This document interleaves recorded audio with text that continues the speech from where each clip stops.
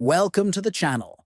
Today, we will show you how to change the color icon of a project in the Asana app on your phone. This is a simple but useful feature that helps you organize your projects visually and make them easier to identify. First, open the Asana app on your phone. Navigate to the project you wish to manage. Next, tap on the three dots located at the top right of the project screen. Then, from the menu that appears, click on Edit to access the project settings. After that, locate the theme color and icon. Here, you can choose the color you want for your project icon.